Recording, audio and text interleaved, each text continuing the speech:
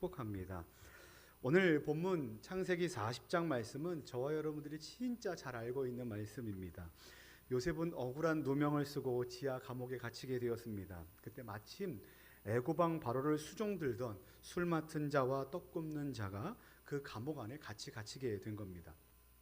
그리고 하룻밤 사이에 이 두 사람은 각기 꿈을 꾸고 그 꿈이 풀리지 않자 근심에 차 있던 차에 요셉이 그들의 꿈을 해석하고 한 사람은 그 꿈대로 공직에 복직하게 되었고 또 다른 한 사람은 꿈대로 죽게 되었다라는 것이 우리가 알고 있는 이야기의 전부입니다.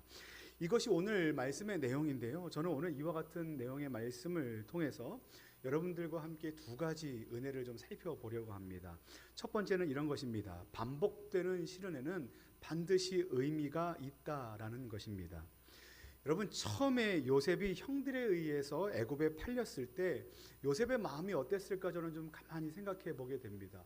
자기의 가족들에게 인신매매를 당했다. 얼마나 깊은 배신감 가운데 있었을까요? 그리고 어린 나이에 어디론가 팔려가는 그 마음이 얼마나 고독하고 외롭고 두려움 가운데 있었겠습니까? 근데 그런 요셉은 이내 곧 보디발 장군의 집에 노예로 팔려가게 되고 시중을 드는 사람이 되어야만 했습니다. 여기서 중요한 것이 무엇이냐면 노예이고 시중을 들었다라는 겁니다. 이러한 요셉의 상황은 채색옷만 입었고 아버지에게 가장 큰 사랑과 기쁨만을 누렸던 이 요셉에게는 엄청나게 큰 시련이라고 할 수 있습니다. 물론 이와 같은 일은 우리에게 일어나도 저에게 일어나도 큰 시련이겠지만 아마 요셉에게는 그 큰 충격이 더 심하지 않았을까라는 생각이 듭니다. 요셉은 이제 자기의 의지와 뜻이 아니라 주인의 의지와 주인의 뜻에만 따라 맡겨진 일을 감당해야만 하는 상황 가운데 놓이게 된 겁니다.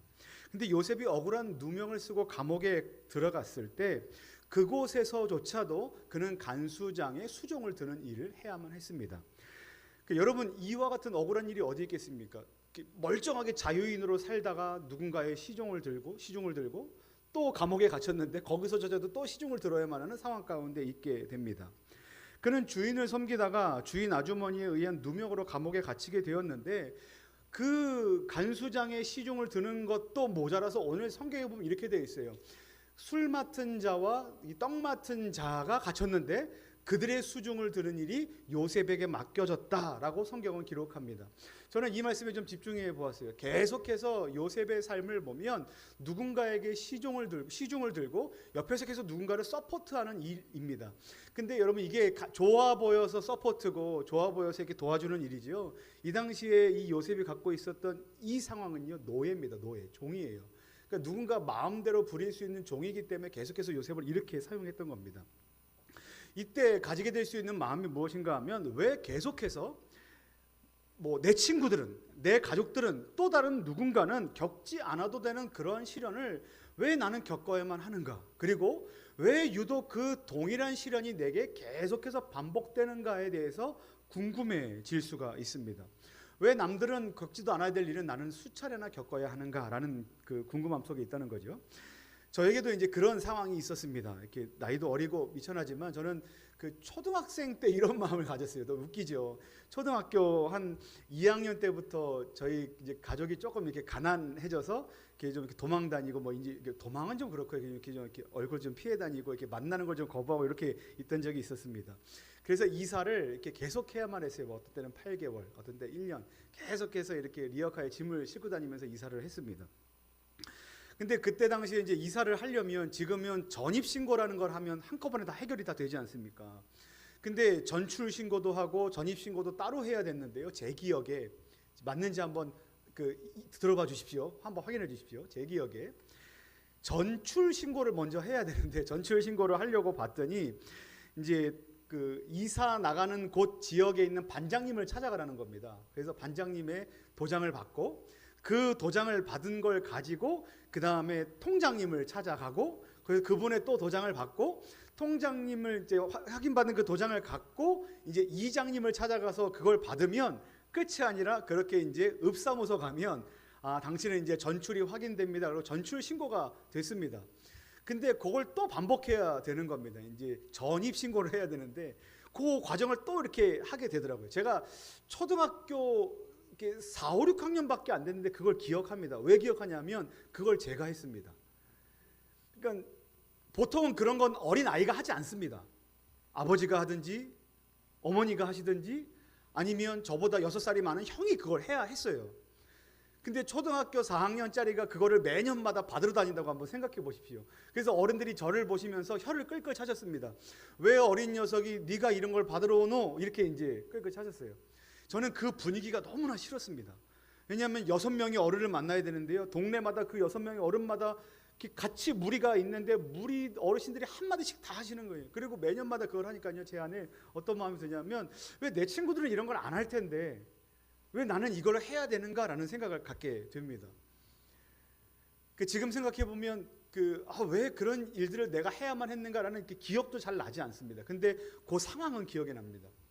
그래서 저는 불평을 했습니다. 왜 어린 나이에 내가 이런 일들을 해야만 하는가? 그리고 중학생이 돼서도 고등학생이 돼서도 이런 일은 계속해서 반복됩니다.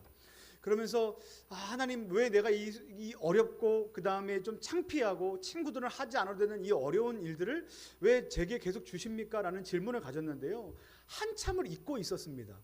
근데 목사가 된 다음에 이렇게 사역을 계속 이제 하게 되는데 교역자분들이 뭐 저 말고도 다른 분들도 있고 여러분들이 있지 않겠습니까? 근데 희한하게 유독 관공서 관련된 일은 다 제게 맡기시더라고요. 하나님께서. 그래서 제가 그때 느낀 게 뭐냐면 초등학교 때부터 계속 훈련시키셨던 게 이 사역을 준비하기 위해서 하나님께서 이렇게 시키셨나라는 생각이 드는 거예요. 그러니까 분명 저에게는 이렇게 반복되는 그 시간이 이 어린 마음에 너무나 싫었습니다. 너무나 싫었는데요. 그것이 저의 마음 가운데 어떠한 기술을 만들어내고요. 어떠한 삶의 근육들을 만들어내고요. 그리고 다른 친구들은 하지 않는 아니면 하지 못하는 이렇게 물어서 해야만 하는 그것들을 그냥 이렇게 잘 할 수 있는 그런 기술로 저에게 자리 잡게 하셨어요. 그러면서 제가 이런 생각을 갖게 됐습니다. 하나님, 저는 싫었지만 하나님께서 그 시간을 저에게 허락하셨기 때문에 결국은 제가 지금 그 일을 감당할 수 있는 사람이 되었습니다. 그리고 더욱이 사역을 감당할 때 이것이 얼마나 유익하게 사용되고 있으니 너무나 좋습니다. 하나님 감사합니다. 이런 고백이 절로 나올 때가 있었습니다. 제가 걸음마를 하는 아이를 키울 때 이런 생각이 들었어요. 걸음마를 이렇게 걸음을 떼려고 할 때 저는 이렇게 걱정병이 많은 사람입니다. 저희 아버지가 그러셨어요. 이렇게 뭔가 걱정이 많아서 집에 가스불을 끄고 왔나? 잠그고 왔나? 나가다 다시 들어가야 되나? 막 이런 생각을 계속 하는 사람입니다. 근데 아이가 넘어지려고 휘청휘청 되니까 얼마나 걱정이 되겠습니까? 근데 제가 그 아이를 이렇게 붙잡고 넘어지면 안 돼. 꽉 붙잡았어요. 근데 언젠가 제가 이런 마음이 들기 시작했습니다. 제가 이 아이를 붙잡고 한 걸음도 떼지 않게 하는 것은 이 아이가 걸음마를 익히지 못하게 하는 것과 같다는 생각이 들었어요. 그리고 제가 하나님께 주시는 그 당시에 주시는 말이 뭐냐면 걸음을 떼게 해야 되겠다는 겁니다. 그리고 넘어져도 지가 무릎팍이 깨지고 엉덩방아를 찢고 해서도 안 넘어지려는 것을 배워야지만 그 반복된 일을 해야지만 이 자녀가 바로 서고 걸을 수 있겠다라는 생각을 제가 갖게 된 거예요. 우리에게 주시는 반복적인 시련이 저는 이와 같은 것이라고 생각이 들었습니다. 오늘 말씀을 준비하면서 저는 그 넘어지는 시간이 너무나 싫고 그 넘어짐이 반복되기 때문에 또 싫고 다른 사람은 아무도 겪지 않아도 되는데 나만 겪으니까 또 싫고 또 힘들다고 말할 수 있지만 왜 하나님께서는 내게 은혜를 베풀어 주시지 않는가? 왜 내가 넘어지지 않도록 인도해 주시지 않는가? 왜 내가 이와 같은 시련을 통과할 수 있도록 하나님께서 인도하시지 않는가라는 생각을 가질 때 하나님께서 이 말씀을 주셨습니다. 왜 요셉을 계속해서 시중들게 하셨을까? 우리는요, 하나님의 은혜를 고난이 통과되고 사라지고 이렇게 건너뛰는 것이라고 생각을 합니다. 그게 하나님의 은혜라고 생각합니다. 근데 오늘 말씀은요, 요셉에게 계속해서 시중을 들게 하시고 또 시중을 들게 하시고 시중을 들게 하신 하나님은 뭐라고 말씀하시냐면 고난 가운데 주시는 은혜는 건너뛰는 것이 아니라 뭐라고 말씀하십니까? 하나님께서 그 자리를 묵묵히 이렇게 바라보시고 지켜주시고 이렇게 최악의 상황으로만 치닫지 않도록 이렇게 바라보시면서 사랑하는 내 자녀야, 그 가운데서 너의 삶에 근육이 생기고 믿음이 생기고 하나님을 바라보는 실력이 생기고 하나님께 기도하는 마음이 생기고 그 고난 가운데서 연약함 가운데서 하나님의 은혜를 구하는 그와 같은 마음과 믿음의 태도가 생기기를 바란다 라고 하나님께서 말씀해 주시는 그 음성이 들리는 거예요. 한번 볼까요? 여러분, 요셉이요, 보디발의 장군 집에서 시중을 들었습니다. 그리고 간수장의 시중을 들었습니다. 그리고 술 맡은 자와 떡 맡은 자의 시중을 들었습니다. 그런데 나중에 누구의 시중을 듭니까? 애굽 왕 바로의 시중을 들어요. 이게 보기에 좋아서 총리 대신이고, 그 다음에 나라의 2인자죠. 2인자는 결국 1인자를 옆에서 보필해야 되는 일을 감당할 수밖에 없습니다. 근데 여러분, 우리가 뭐라고 말합니까? 감옥 안에서 있었던 그 모든 것은 뭐라고 얘기해요? 실패다. 하나님께서 나를 버리셨다라고 말하지만, 애굽의 총리 대신이 되었을 때는 뭐라고 말합니까? 성공한 인생이라고 말합니다. 근데 여러분, 모양은 바뀌고 해석은 달라졌다고 생각하지만 결코 요셉이 했던 일은 바뀐 적이 없습니다. 하나님께서는 요셉을 통해서 일하실 때 요셉을 리더보다는 섬기는 자로 세우셨어요.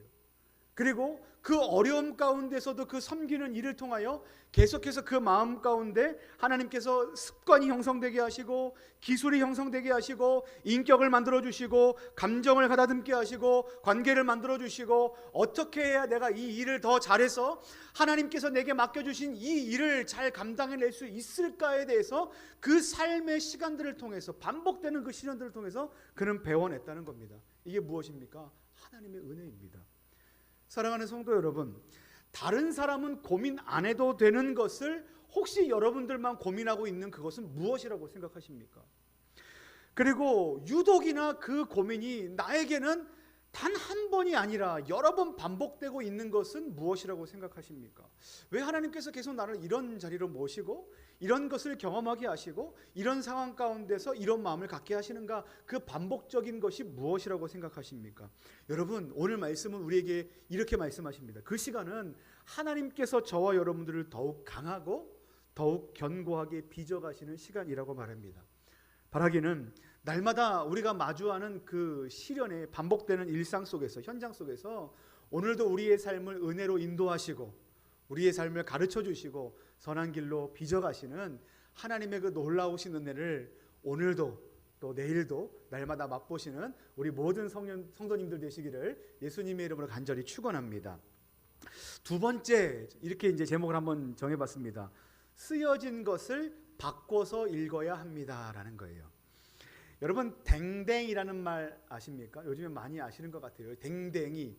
이게 멀리서 보면요, 이 댕댕이가 멍멍이라는 글자가 댕댕이로 보인다 그럽니다. 그래서 사람들이 이렇게 누군가 멍멍이로 써놓으면 댕댕이라고 보이기 때문에 요 댕댕이라고 쓰면 사람들이 뭐라고 이제 인식하냐면, 우리가 멍멍이로 이해하고 멍멍이로 쓰자, 뭐 이제 이렇게 한다는 거예요. 그러니까 이제 사람들이 뭔가 이렇게 뭐 SNS, 뭐 페이스북, 뭐 카카오톡, 뭐 유튜브 이런 데다가 강아지, 멍멍이 이렇게 안 씁니다. 뭐라고 씁니까? 댕댕이 씁니다. 그리고 사람들은 이분이 강아지를 키우시는 분이구나라는 걸 이해한다는 거예요. 이런 상품도 있습니다. 괄도 네냄띤이라는 상품도 있습니다. 괄도 네냄띤. 어떤 글자처럼 보이십니까? 이게 원래는 이런 상품입니다. 팔도 비빔면. 아시죠? 왼손으로 비비고 이런. 근데 이게 상품 코너에 이렇게 팔도 비빔면 이렇게 라면이 이렇게 딱 이렇게 진열되어 있는데, 멀리서 보니까요, 이게 젊은 이제 청소년 청년들이 이렇게 딱 보더니 팔도 비빔면이라고 안 읽고 괄도 네냄띤은 뭐야? 이렇게 이제 봤다는 거예요. 글자가 이제 그렇게 보인다는 겁니다. 그래서 그때부터 사람들이 그냥 재밌게 괄도 네냄띤이라는 거를 팔도 비빔면으로 이해하고 불렀다는 거예요. 그런데 놀라운 게요, 팔도 비빔면 회사에서요, 이런 트렌드를 읽고 상품을 출시했습니다. 괄도 네냄띤. 그러니까 상품 이름을 팔도 비빔면이라고 안 하고요, 겉에 포장에다가 아예 괄도 네냄띤 이렇게 써서 이제 한다는 거예요. 댁에 가셔서 또 이제 비빔면 또 사드시지 마십시오. 편하시게 하셔도 됩니다. 그러니까 뭐라고 제가 말씀드리고 싶냐면, 괄도 네냄띤이라고 쓰고 그것을 우리가 어떻게 이해합니까? 팔도 비빔면이라고 이해하고 그렇게 사용한다는 겁니다. 좀 전에 살펴보았던 이 요셉의 고난은요, 오히려 요셉에게 있어서 결국은 강점이 됐습니다. 시련이 계속되고 그 일을 해가면서 결국 어떻게 됐습니까? 나중에 애굽의 총리 대신까지 됐습니다. 강점이지 않습니까? 근데 사람들은 이런 이야기를 보고 이런 류의 얘기를 들으면 이렇게 얘기합니다. 와, 운빨이 좋았다라고 얘기합니다. 운이 좋았다라고 얘기하죠. 여러분, 운이 좋다라는 건 무조건 나쁜 의미로 사용되지는 않는다는 걸 제가 요즘에 좀 깨달았습니다. 얼마 전에 한 방송 프로그램에서 정의란 무엇인가로 잘 알려진 하버드 대학교 교수 마이클 샌델 교수를 이렇게 온라인으로 이제 연결해 가지고 방송에 출연시켰던 적이 있습니다. 이 시대가 좀 불공정하고 이렇게 빈부 차이가 너무나 심하고 그다음에 이런 것 때문에 공정 사회가 아닌 불공정 사회가 되었기 때문에 이와 같은 시대를 좀 해결할 수 있는 방법이 무엇입니까? 라고 이 마이클 샌델 교수에게 물어봤더니 첫 번째로 이런 얘기를 하더라고요. 대학 이 입학 제도를 추천 방식으로 바꿔야 된다 이렇게 얘기를 합니다. 그러니까 한마디로 제비뽑기 하겠다는 겁니다. 복권처럼 제비뽑기 하겠다는 건데 왜 그런지 한번 들어보십시오. 하버드와 같은 명문 대학의 학생들을 뽑아야 되는데 보통 성적 순으로 이렇게 쭉 매기잖아요. 그러면 누구는 공부를 잘하고 1등이고 2등이고 3등이고 이제 수석을 매기고 꼴등을 매겨서 여기까지 커트라인에서 이 사람들을 뽑는다는 거예요. 근데 이걸 가만히 지켜봤더니요. 이 공부를 잘하는 친구들은 유복한 가족에서 태어난 사람들이 유독 많고 이 유복한 사람들은 돈이 많은데 돈이 많으니까 유복하니까 그 안에서 이렇게 공부할 기회와 환경들이 조성되어 있었다는 거예요. 그리고 그런 상태에서 이 학교를 나오고 그 다음에 졸업을 한 다음에 자기가 배운 이것과 그리고 여기에서 쌓은 이 학위를 가지고 더 좋은 직장에 취직해서 결국은 더 돈이 많은 일들을 감당할 수 있을 만한 상황 가운데 놓일 수 있다는 거예요. 그러니까 이게 부가 대물림 된다는 거죠. 계속해서 부자는 계속해서 부자고 가난한 사람은 계속해서 가난할 수밖에 없다. 그렇기 때문에 사용하고자 하는 방식이 추첨인데, 그러니까 최하 점수, 그러니까 이 사람은 대학이라는 과정을 공부할 수 없겠다라는 사람들을 제외한 나머지 모든 사람들을 이렇게 명단에 올려놓고선 추첨을 해서 뭐 40명, 50명만 뽑는다는 거예요. 입학 정원만. 그렇게 되면 어떤 사람은 부자도 뽑히고요. 어떤 사람은 가난한 사람도 뽑힙니다. 그러면서 갖게 되는 마음이 뭐냐면 내가 여기에 합격한 이유가 내가 공부를 잘했기 때문도 아니고 그리고 내가 돈이 많기 때문도 아니고 그리고 내가 뭐가 저 사람들보다 잘나서가 아니라 순전히 운이었다라는 것으로 인해서 겸손한 마음을 가질 수 있다라는 거예요. 저는 여기에 100% 동의하지는 않습니다. 왜냐하면 시장 경제 체제가 있고요. 자유 경쟁 체제가 있기 때문에 그와 같은 것들을 다 거스리고 할 수는 없지만 의미가 있는 이야기라고 생각합니다. 제가 여기서 유익 깊게 들었던 이야기는 뭐냐면 사람들이 운이라는 것이 자기에게 주어지면 그것을 겸손으로 받아들일 때가 있다는 거예요. 제가 얼마 전에 책을 하나 더 읽었습니다. 이런 책이에요. 김정훈 교수라고 심리학 교수였는데 지금 화가로 활동하는 분이 쓴 책입니다. 바닷가 작업실에서는 전혀 다른 시간이 흐른다라는 내용의 책인데요. 이분이 이제 독일에서 유학을 했을 때 아마 이제 동독과 서독이 이렇게 합쳐지는 통일이 됐던 때에 이제 거기서 대학 시절을 보냈던 것 같습니다. 그 통일이 된 비하인드 이야기를 해주는데 여러분 통일이 어떻게 됐는지 아십니까? 동독과 서독이 어떤 과정을 통해서 통일이 됐는지 저는 요번에 새로 알게 됐는데 1989년에 11월 19일 저녁에 귄터 샤보브스키라는 동독 공산당 대변인이 이제 곧 여행 자율화에 이제 관련된 특별 담화문을 발표한 거예요. 언젠가는 뭐 이제 여행이 자율화 될 것이다. 근데 이 담화문에는 별 내용이 없었습니다. 그냥 나중에 여행이 자율화 될 겁니다라고 이렇게 아무 감정 없이 그냥 이렇게 뭐라 그럴까요? 이렇게 음낮이 고조 없이 그냥 이렇게 쭉 읽어가던 때였어요. 그런데 그 정적을 깨고 어떤 기자가 손을 들고 이렇게 질문합니다. 도대체 그럼 언제 여행 자율화가 이루어지는 겁니까? 라고 질문을 했습니다. 근데 그냥 아무런 생각 없이 그냥 글만 읽어 내려가던 이 샤보브스키라는 사람이 예상치 못한 타이밍에 예상치 못한 질문이 들어온 겁니다. 언제? 라는 질문이 들어온 거예요. 그러면서 당황하면서 그 문서를 계속해서 뒤적이기 시작한 거예요. 이렇게 이제 뒤적이는 겁니다. 그러다가 뭔가 얘기는 해야 되겠거든요. 그래서 얘기했던 게 뭐냐면 이런 단어랍니다. 즉시 이런 단어를 했다는 거예요. 그러니까 언제 자율화됩니까? 물어봤는데 즉시 뭐 이렇게 얘기를 한 거예요. 그러자마자 이 신문사 기자들이 거기서 이렇게 속보를 타전하기 시작합니다. 자기 신문사에 뭐라고 타전하냐면 베를린 장벽이 무너졌다라고 타전을 합니다. 그러니까 아직 공간은 떠나지 않았는데 글만 넘어간 거예요. 그 사람들이 그 속보를 다 접했습니다. 그리고 동독에 있던 사람들이 즉시 여행 자율화가 이루어진다라는 소식을 듣고 베를린 장벽으로 쏟아져 들어오기 시작한 겁니다. 그리고 그 장벽을 지키고 있던 거의 국경수비대 사람들은 이 사실을 모르고 있는데 사람들이 쏟아져 들어오지 않습니까? 이 상황에 당황을 해서 결국 거센 요구에 그 문을 열 수밖에 없었다. 이것이 베를린 장벽이 무너진 역사라고 합니다. 이것을 보면서 뭐라고 이야기했냐면 결국 동독과 서독이 통일된 아주 기가 막힌 일은 사실 말도 안 되는 해프닝에서 아주 작은 단초로부터 시작됐다는 거예요. 사람들이 이걸 뭐라고 얘기하겠습니까? 우연이라고 얘기합니다. 운이라고 얘기합니다. 좋았다. 생각해 보십시오. 대한민국은 남과 북이 갈려져 있고 역사적으로 통일을 해야 되겠다는 아주 간절한 염원을 갖고 있으면서 여러 가지 방법들을 시도해 보지만 그렇게 어떤 나라에서는 쉬운 그 통일이 안 됩니다. 안 되고 있어요. 그런데 어떤 나라는 즉시 요 한마디에 모든 것이 와르르르 무너지면서 그 다음에 통일까지 갔다는 거예요.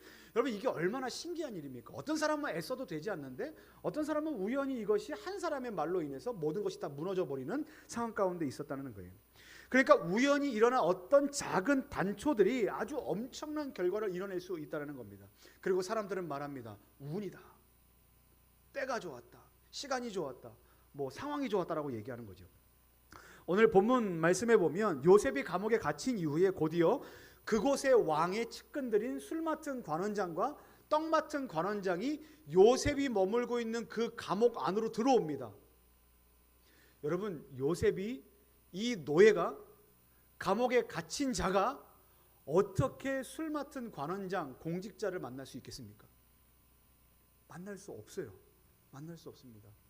물론 오늘 말씀 후반부에 보면 그렇게 관원장한테 이야기했지만 그 관원장이 요셉의 말을 잊어버렸다라 뭐 이렇게 나와 있지만 언젠가 이후에는 요셉을 떠올려서 그를 바로왕 앞으로 불러내는 일을 했던 사람이 이 술 맡은 관원장입니다. 요셉이라는 사람이 감옥에 갇힌 사람이 소망 없는 사람이 거기서 어떤 결과를 누릴지도 모르는 사람이 공직자를 만나고 바로왕 앞에 설 수 있는 기회를 어떻게 가질 수 있겠습니까? 그런데 그 감옥 안에 누가 왔다고요? 술 맡은 관원장이 왔습니다. 그가 걸어왔을까요? 아닙니다. 여러분 이것은 하나님께서 그 일을 인도하고 계신다는 겁니다. 여러분 어떤 그 의미에서 만약에 이 술 맡은 관원장이 이 요셉에게 꿈을 이야기하지 않았다면 그 다음 이야기를 한번 상상해 보십시오. 만약에 이 술 맡은 관원장이 꿈을 꾸지 않았다면 그 다음은 어떻게 됐을까요? 만약에 이 술 맡은 관원장이 감옥에 오지 않았다면 어떻게 됐을까요?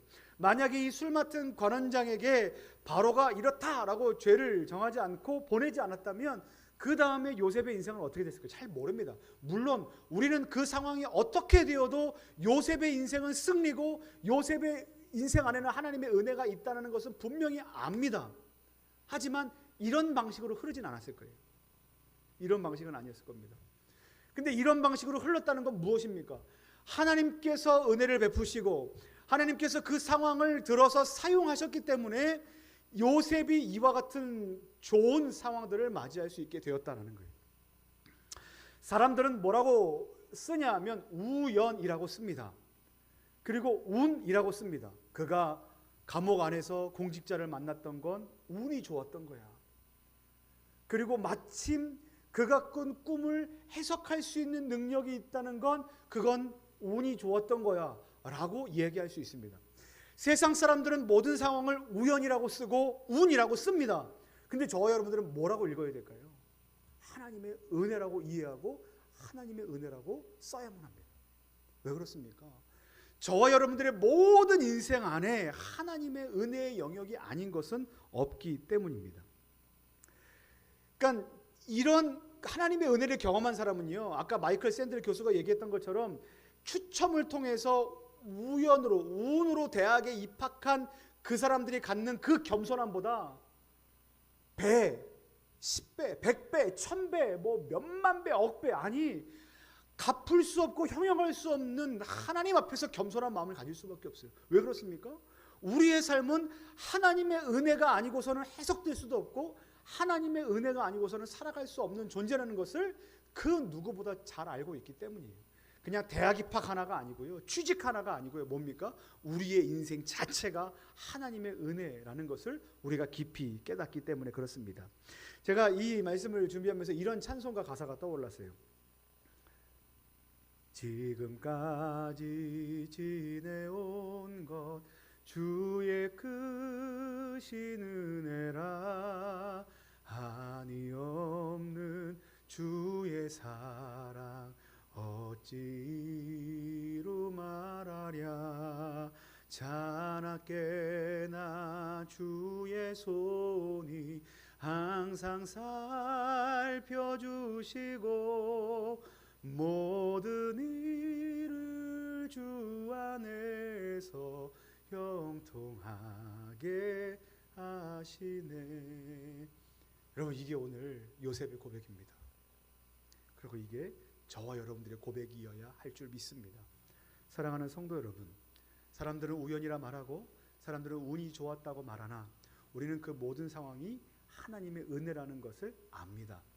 그리고 하나님의 은혜라는 걸 믿습니다.